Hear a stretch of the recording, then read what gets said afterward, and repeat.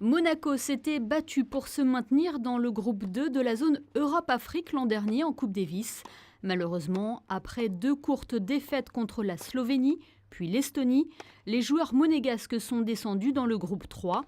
Le 4 avril prochain, ils seront en Bulgarie, à Plovdiv, pour défendre leurs chances afin de retrouver le groupe 2.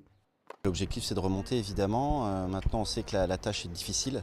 On ne va pas être forcément favori dans ce groupe 3. Mais c'est évident qu'on ne veut pas rester dans ce groupe 3. Donc on va tout faire pour remonter dès cette année. Pour remonter, le capitaine Guillaume Couillard pourra s'appuyer sur 4 joueurs, Benjamin Balleret, Thomas Auger, Lucas Catarina et Romain Arneaudo. 4 profils différents de tennisman qui ont chacun leurs qualités.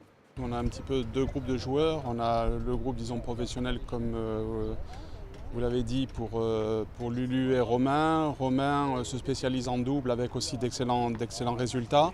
Il a intégré le top 100 en double, ce qui est une chose exceptionnelle. Et Lulu qui a explosé et qui, pour le dernier mois, Lulu est un joueur de surface rapide. Donc pour la préparation de la Coupe Davis, il a fait des tournois sur terre battue où il a obtenu de bons résultats.